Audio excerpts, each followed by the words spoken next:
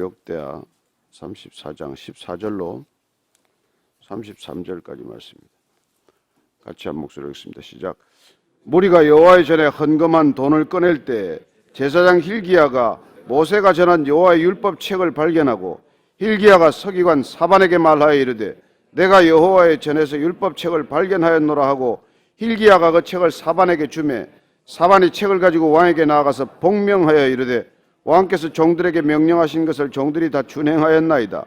또 여호와의 전에서 발견한 돈을 쏟아서 감독자들과 일꾼들에게 주었나이다 하고 서기관 사반이 또 왕에게 아뢰어 이르되 제사장 hil기야가 내게 책을 주더이다 하고 사반이 왕 앞에서 그것을 읽으매 왕이 율법의 말씀을 듣자 곧 자기 옷을 찢더라.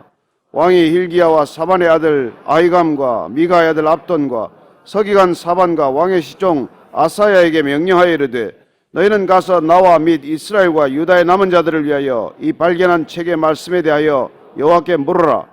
우리 조상들이 여호와의 말씀을 지키지 아니하고 이 책에 기록된 모든 것을 준행하지 아니하였으므로 여호와께서 우리에게 쏟으신 진노가 크도다 하니라. 이에 hil기야와 왕이 보낸 사람들이 여선지자 훌다에게로 나아가니 그는 하스라의 손자 독하스의 아들로서 예복을 관리하는 살룸의 아내라. 예루살렘 둘째 고에게 살았더라. 그들이 그에게 이 뜻을 전하매 훌다가 그들에게 이르되 이스라엘의 하나님 여호와께서 이같이 말씀하시기를 너희는 너희를 내게 보낸 사람에게 말하라 하시니라. 여호와께서 이같이 말씀하시기를 내가 이것과 그 주민에게 재앙을 내리되 곧 유다 왕 앞에서 읽은 책에 기록된 모든 저주대로 하리니 이는 이 백성들이 나를 버리고 다른 신들에게 분향하며 그의 손의 모든 행위로 나의 노여움을 샀습니다. 그러므로 나의 노여움을 이곳에 쏟음에 꺼지지 아니하리라 하라 하셨느니라. 너희를 보내어 여호와께 묻게 한 유다 왕에게는 너희가 이렇게 전하라. 이스라엘의 하나님 여호와께서 이같이 말씀하시기를 내가 들은 말을 의논하건대 내가 이곳과 그 주민을 가리켜 말한 것을 내가 듣고 마음이 연약하여 하나님 앞 곧 내 앞에서 겸손하여 옷을 찢고 통곡하였으므로 나도 내 말을 들었노라 여호와가 말하였느니라. 그러므로 내가 내게 너의 조상들에게 돌아가서 평안히 묘실로 들어가게 하리니 내가 이곳과 그 주민에게 내리는 모든 재앙을 내가 눈으로 보지 못하리라 하셨느니라. 이에 사신들이 왕에게 복명하니라.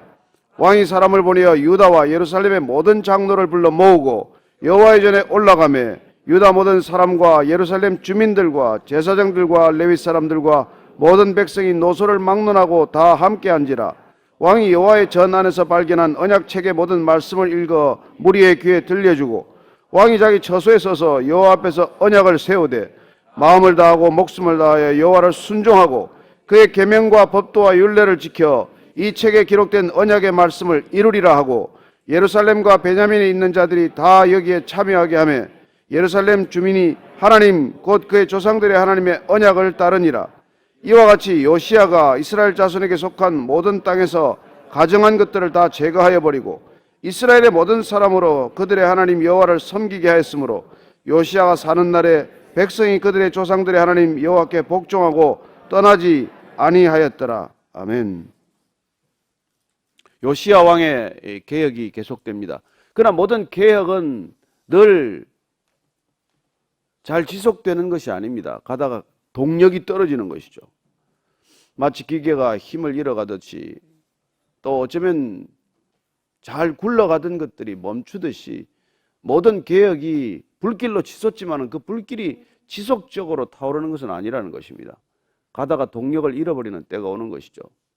우리가 열심을 가지고 무슨 일을 시작하지만 그 열심이 얼마까지 가겠습니까? 그러나 어떤 사람 보면 그 열심을 계속해서 그 불길을 지속하는 사람이 있습니다.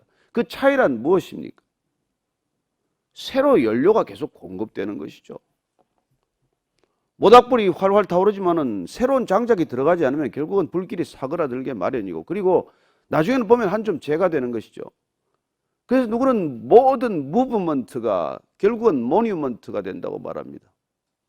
대단한 운동 같지만 대단한 일을 이룰 것 같지만 나중에 용두사미가 되고 결국은 그냥 한 줄 기록으로 남는 것 내지는 기념물처럼 기념비만 남기고 사라지는 것들이 되고 마는 것이죠. 그래서 진정한 개혁이란 무엇으로 시작이 되어야 되고 무엇으로 지속이 되어야 되고 무엇으로 완성되어야 하는지를 오늘 이 말씀 가운데서 우리는 깨닫게 됩니다. 먼저 14절부터 한번 더 읽겠습니다. 시작. 무리가 여호와의 전에 헌금한 돈을 꺼낼 때 제사장 hil기야가 모세가 전한 여호와의 율법 책을 발견하고 hil기야가 서기관 사반에게 말하여 이르되 내가 여호와의 전에서 율법 책을 발견하였노라 하고 hil기야가 그 책을 사반에게 주매 사반이 책을 가지고 왕에게 나가서 복명하여 이르되 왕께서 종들에게 명령하신 것을 종들이 다 준행하였나이다. 또 여호와의 전에서 발견한 돈을 쏟아서 감독자들과 일꾼들에게 주었나이다 하고 서기관 사반이 또 왕에게 하려 이르되 제사장 hil기야가 내게 책을 주더이다 하고 사반이 왕 앞에서 그것을 읽음에 왕이 율법의 말씀을 듣자 곧 자기 옷을 찢더라. 지금 이 사건의 발단은 성전을 수축할 수리할 돈이 없어서 헌금을 걷어서 헌금함에 돈을 넣게 했는데 그 헌금함에 돈을 쏟다가 그 안에 숨겨둔 율법책이 발견된 거예요. 여러분, 이 제사장 hil기야가 그 율법책을 발견하고 그걸 사반 서기관에게 주고 사반 서기관이 요시야 왕에게 그 책을 가져갔는데 이 책은 관심이 없고 돈이 얼마 거쳤습니다. 이 보고를 하러 간 거예요. 여러분, 제사장조차도 율법책이 없는 시대가 되었다는 것입니다. 서기관조차도 복사하고 필사해서 물려줄 성경책을 잃어버린 거예요. 율법책 토라가 사라진 시대입니다. 하기야 그렇죠. 전 왕들이 그렇게 극심한 우상 숭배를 하고 모든 성전의 것들을 가지고 우상을 만드는데 무슨 책이 남아나겠습니까? 마치 중국 한 시대에 진시황 시대에 분서갱유 모든 책을 불살라 버렸듯이 책이 사라지고 없는 거예요. 그래서 누가 아마 거기다가 책을 숨겨둔 것 같아요. 그래서 그 책을 발견한 거예요.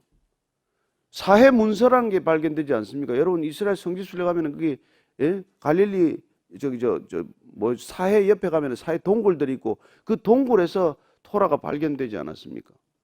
그렇게 율법 책이 발견이 되었다는 거예요.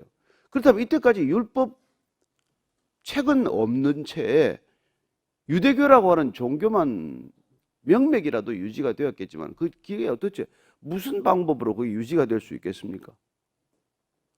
성경을 모르고 우리가 신앙생활을 하는 것과 마찬가지 생활을 해온 것이죠. 성경과는 아무 상관없이 제사 드리고 그냥 그렇게 살아온 거예요. 그래서 이 책을 갖다가 발견했는데 이걸 발견한 서기관조차도 별 관심이 없어서 왕 앞에 가서 율법 책이 발견되었습니다. 이걸 먼저 보고하는 게 아니라 돈이 얼마가 어쩌습니다. 이 얘기부터 먼저 하고 그러고 나서 이제 뒤에 한 마디 더 덧붙여서 율법 책이 발견이 되었다고 그것을 왕 앞에서 읽어 드리니까 왕이 율법의 말씀을 듣자 곧 자기 옷을 찢더라. 뭐 옷 찢는 건 여러분 잘 아시다시피 극도의 분노, 슬픔, 회개 이런 게 임할 때 그분들은 뭐 옷을 잘 찢었어요. 어떻게 보면은 정말 그 마음에 있는 격분과 이런 경로를 그렇게 표현한 것이죠. 예수님을 십자가에 못 박은 자들도 뭐 예수님의 신문하다가 뭐 그냥 막 옷을 찢고 그들은 걸핏하면 옷을 찢어가지고 옷 여러 벌 가지고 있어야 되겠어요. 옷을 찢는 게 버릇처럼 돼버린 거예요. 그런데 사실은 옷을 찢는 게 두 가지. 이 사람들도 마음이 먼저 찢겨서 옷을 찢는 사람들이 있을 것이고 그냥 누가 옷을 찢으면 덩달아 찢는 사람도 있을 것이고 마음은 전혀 변화가 없는데 그냥 그런 분노를 남 보란 듯이 하는 그런 형들도 있겠죠. 그래서 옷을 찢는다는 것이나 우리가 무슨 교회를 열심히 다닌다는 거나 어떻게 보면 그 동기는 내용은 본질은 하나도 변화가 없는데 겉으로만 그런 행동을 표현하는 일들이 왜 그때나 지금이나 없겠습니까? 근데 이번 지금 요시야 왕은 그야말로 말씀을 듣다가 눈이 휘둥그레져서 이걸 찢은 거예요. 그렇다면 이건 뭘 읽었겠습니까? 학자들은 되게 추론하건대 신명기 말씀을 읽었을 것이라고 봅니다. 축복과 저주의 길을 하나님께서 분명히 기록해 두셨는데 왜 이스라엘 백성들이 이 모양 이 지경에 이르렀는지를 말씀을 들으면서 그냥 귀가 번쩍 뜨이고 소름이 끼치는 그런 경험을 한 것이죠. 이것 때문에 우리가 이 모양 이 지경이 되었구나 그런 것이죠. 그래서 20절 21절입니다. 시작. 왕이 hil기야와 사반의 아들 아이감과 미가의 아들 압돈과 서기관 사반과 왕의 시종 아사에게 명령하여 이르되 너희는 가서 나와 및 이스라엘과 유다의 남은 자들을 위하여 이 발견한 책의 말씀에 대하여 여호와께 물으라. 우리 조상들이 여호와의 말씀을 지키지 아니하고 이 책에 기록된 모든 것을 준행하지 아니했으므로 여호와께서 우리에게 쏟으신 진노가 크도다 하니라. 이게 지금 요시야가 지금까지 계획을 안 해온 게 아니지 않습니까?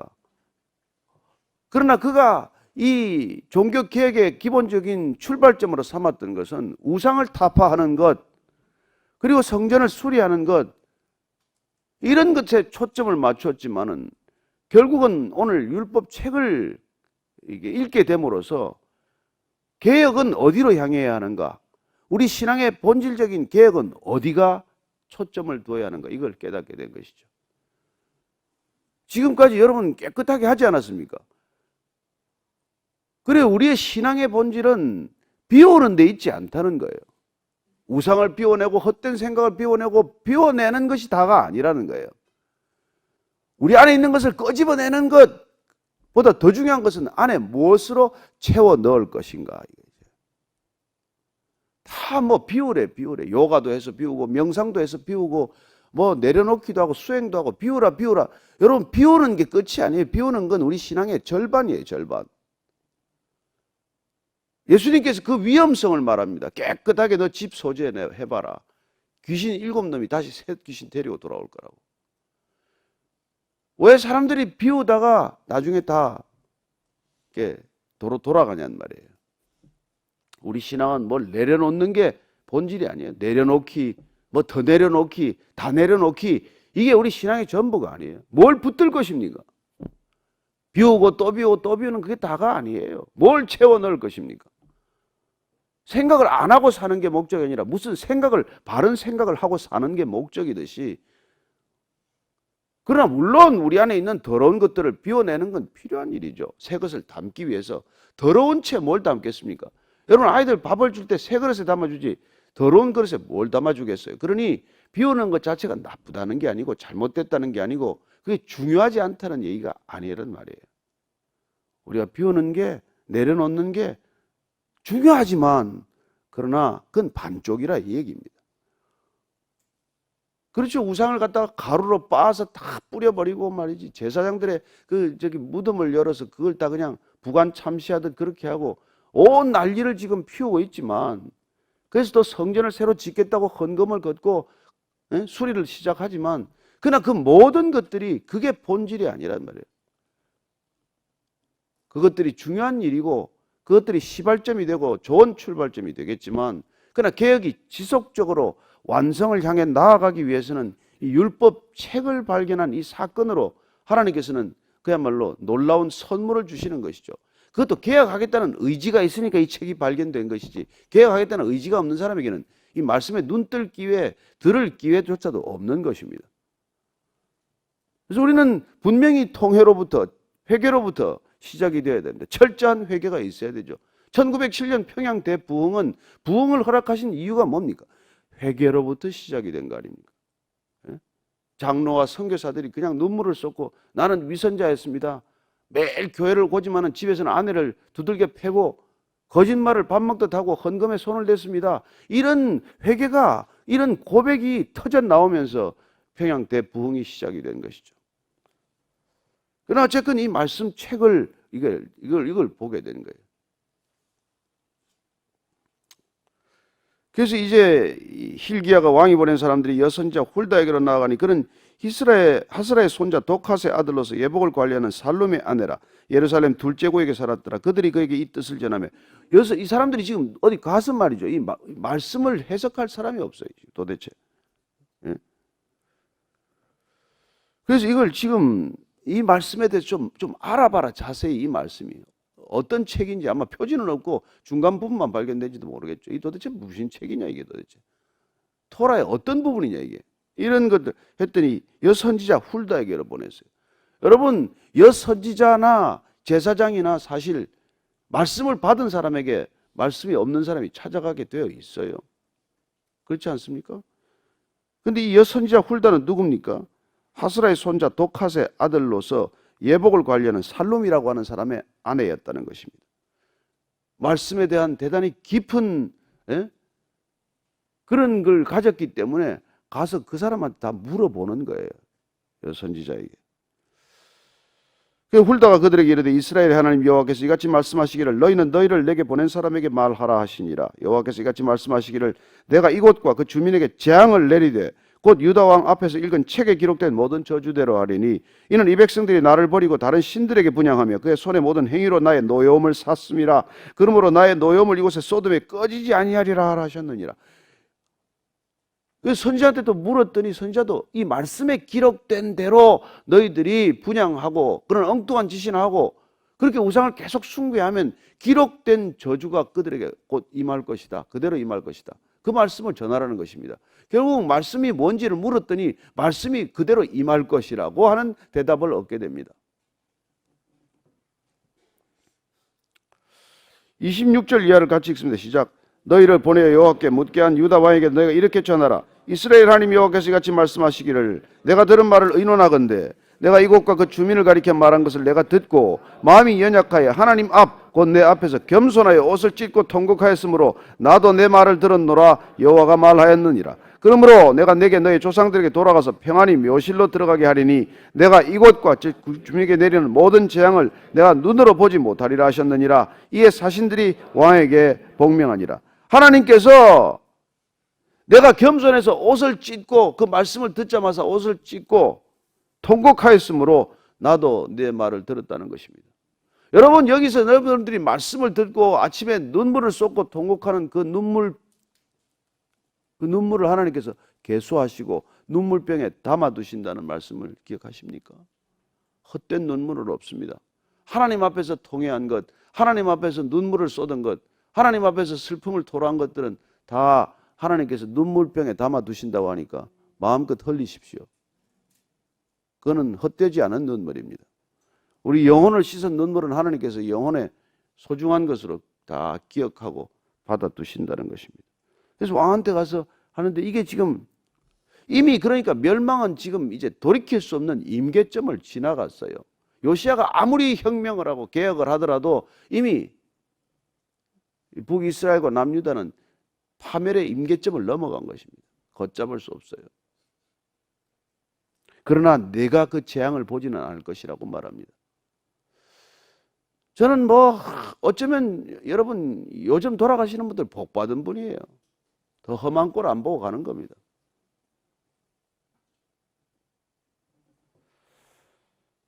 모든 재앙을 내가 눈으로 보지 못하리라 하셨느니라. 그래서 지금 이 요시야가 드디어 강력한 개혁의 드라이브, 새로운 모멘텀을 얻은 것이죠. 이제는 하드웨어의 개혁이 아니라 소프트웨어의 본질적인 개혁으로 들어간다는 것입니다.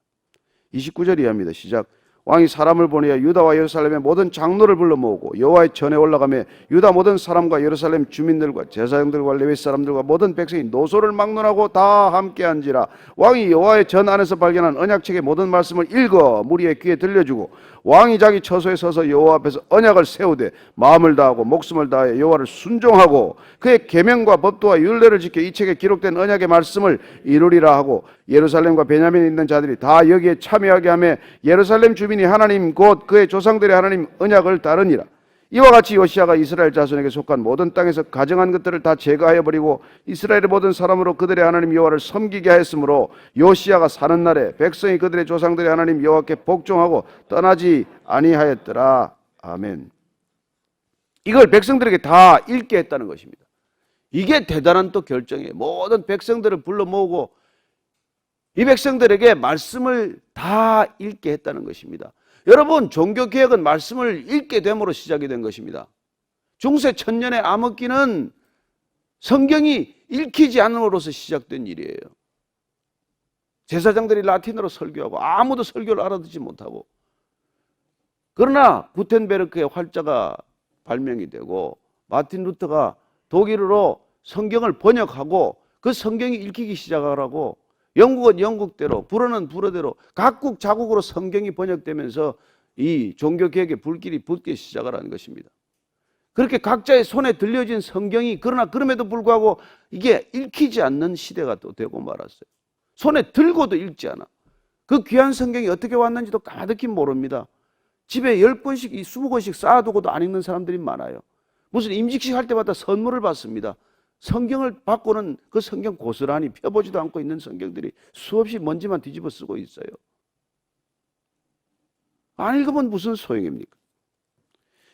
느헤미야가 다시 돌아와서 성벽을 재건했습니다. 그리고 성벽 재건이 끝이 아닙니다. 모든 백성들을 다시 수축한 성문 앞에, 광장 앞에 모으죠. 느헤미야서 8장 5절을 읽어드리겠습니다. 에스라가 모든 백성 위에 서서 그들 목전에 책을 펴니 책을 펼 때 모든 백성이 일어서니라. 에스라가 위대하신 하나님 여호와를 송축하며 모든 백성이 손을 들고 아멘 아멘하고 응답하고 몸을 굽혀 얼굴을 땅에 대고 여호와께 경배하니라. 예수아와 바니와 세레베와 야민과 악굽과 사부대와 호디야와 마세와 그리다와 아사레와 요사밧과 하난과 블라야와 레위 사람들은 백성이 제자리에 서 있는 동안 그들에게 율법을 깨닫게 하였는데 하나님의 율법책을 낭독하고 그 뜻을 해석하여 백성에게 그 낭독하는 것을 다 깨닫게 하니 백성이 율법의 말씀을 듣고 다 우는지라. 여러분, 말씀을 듣고 말씀을 해석했더니 모든 백성들이 다 웃었다고 말합니다. 작년에 우리가, 작년인가요? 이 자리에서 우리가 같이 올해인가 작년인가? 올해요? 요한 1서를 같이 다 6장까지 다 읽었습니다. 다 읽었어요? 여기 3분의 2가 울었습니다. 서서. 말씀을 읽었을 뿐이에요. 저는 여러분들이 정말 말씀을 읽는 것, 소리내어 읽는 것, 함께 읽는 것, 이게 얼마나 큰 하나님의 선물이요, 축복이요, 능력인지 깨닫게 되시길 바랍니다. 우리가 말씀을 읽기만 했을 뿐인데, 왜요? 말씀이 곧 하나님이시니까, 말씀이 곧 생명이시니까 읽기만 했을 뿐인데. 그래서 우리가 내년 1월 1일부터 또 매일 읽을 거예요. 여기서 이제 다른 거 안 할 겁니다. 그날 읽을 분량을 목사님들 돌아가면서 여기 사람들 이름 있잖아요. 힐기야, 바니야, 이런 사람들처럼 다들 하루에 하루씩 읽을 테니까 그날 분량 같이 통독반이 모여서 읽는 사람들 그냥 읽으세요. 그러나 나는 어디 소속되지 않았습니다. 나는 성경을 읽고 싶습니다. 밤마다 여기 모여서 성경을 읽을 거예요. 읽기만 해도 그런 일이 일어난다는 것입니다. 왜 이 시대 젊은이들이 저렇게 술집을 방황하겠어요? 아모스 8장 11절 이하를 읽습니다. 아모스 8장 11절에서부터 13절까지 찾으셔서 읽겠습니다.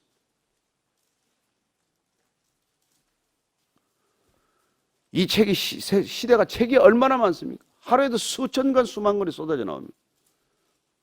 그러나 그 책이 다 무슨 소용이 있습니까?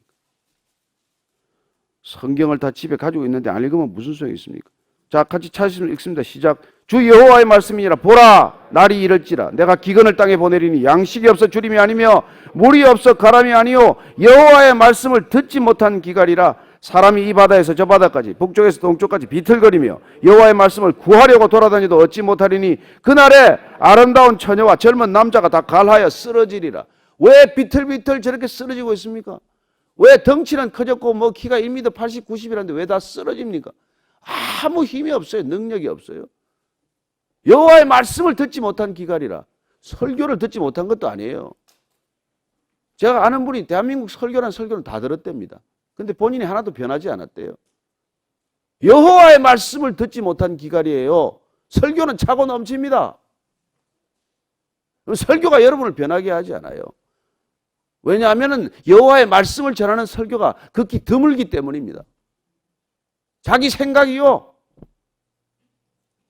그래서 우리가 말씀을 읽자는, 말씀을 직접 듣자는 것입니다. 제 설교 100번 듣는 것보다도 여러분 산상수훈하고 다락방 강화 100번 읽는 게 훨씬 낫습니다. 아십니까? 여호와의 말씀을 직접 들으십시오. 이 말씀을 읽다가 성령 받으십시오. 이 말씀을 읽다가 음성을 들으십시오. 이 말씀을 읽다가 비전을 받으십시오. 그래야 변하죠. 무슨 소용이 있습니까? 안 변하면 뭐하러 10년, 20년 교회를 다닙니까? 7개월 동안 성경을 읽었는데 다른 설교를 못 듣겠답니다. 그런 성도가 있어요. 7달 성경을 읽었더니 설교를 못 듣겠대. 저는 여러분이 그렇게 되기를 축복합니다. 젊은이들과 성경을 읽고 아이들과 성경을 읽고 세상 지식을 가르치지 말라는 게 아니에요. 그 세상 지식은 세상을 얻기 위한 통로지만 하나님을 만나는 길은 이 길밖에 없습니다. 하나님을 만나고 세상을 이기고 이 세상의 자녀들을 내보내게 되시기를 축복합니다. 오늘 기도할 때 다시 한번 올해 2018년 말씀으로 매듭을 짓게 하시고 2019년 말씀으로 다시 한번 새해를 열게 하여 주옵소서. 우리의 가정이 말씀의 반석 위에 세워지게 하여 주옵소서. 우리의 자녀들이 정말 말씀 위에 세워지는 자녀들 되게 하여 주옵소서. 한번 같이 간절한 마음으로 기도하겠습니다. 하나님 아버지, 이 땅에 하나님께서는 말씀을 보내주셨는데, 하나님이 친히 말씀이 되셨는데, 예수님께서 성육신 하셨는데 여전히 말씀을 가볍게 여기고 말씀을 등한히 하고 말씀을 멀리하고, 설교는 넘쳐납니다. 교회는 넘쳐납니다. 그러나 정작 하나님의 사람은 보기가 드물고, 이 세상은 여전히 더 악으로 치닫고, 하나님 이미 악한 임계점을 넘어서서 멸망과 파멸을 향한 줄다름을 치고 있습니다. 돌이킬 수 없다고 할지라도 하나님, 단 한 사람이라도 더 주께로 돌이키는 일들이 있게 하여 주옵소서. 저희들의 삶을 통해서, 저희들의 전도를 통해서 단 한 생명이라도 주께로 돌아오게 하여 주옵소서. 하나님, 이 땅은 불길 속에 휩싸일 것입니다. 그러나 하나님 아버지, 이 땅 가운데 살아가는 젊은이들이 말씀을 듣지 못한 비갈, 말씀을 먹지 못한 허기짐에서 고통받지 않도록 주님, 저들이 말씀으로 새로워질 수 있도록 축복하여 주옵소서. 우리가 말씀의 통로가 될 수 있도록 우리가 먼저 말씀을 먹게 하시고, 그 말씀을 먹고 힘을 얻게 하시고, 그 말씀의 힘과 능력으로 다음 세대를 일으키는 부모 세대가 되게 하여 주옵소서. 하나님 아버지, 말씀을 읽기만 했을 뿐인데 그 많은 백성들이 모두 한 목소리로 말씀을 읽기만 했을 뿐인데 함께 울고 통회했듯이 하나님의 능력이 임했고 성령이 임했듯이 오늘 이 시대도 동일하게 그런 일이 있을 줄로 믿습니다. 이 땅의 모든 교회들이 말씀에 집중하게 하여 주옵소서. 오직 성경만 읽게 하여 주옵소서. 그리하여 사람 한 사람 한 사람들이 말씀의 형상대로 통회하며 자복하며 다시 회복되며 주의 형상을 드러내는 놀라운 축복과 선물이 있게 하여 주옵소서. 이제는 십자가에서 성육신 하셨다가 그 모든 것을 말씀으로 부어주신 우리 구주 예수 그리스도의 은혜와 말씀의 길을 따라, 말씀을 따라 주께서 받아주시는 그 백성들의 놀라운 사랑과, 그리고 하나님께서 끝까지 우리를 말씀에 붙들리도록 인도하시는 성령님의 기름 부으심이 오늘 율법책을 읽고 통회하고 그리고 온 백성에게 율법을 읽게 한 것처럼 우리 또한 이 시대 모든 우리의 자녀들과 다음 세대에게 말씀을 읽게 하기로 결단한 이 자리에 고개 숙인 모든 말씀의 사람들, 말씀의 지체들 위해 지금부터 영원까지 함께 하시기를 간절히 축원하옵나이다. 아멘.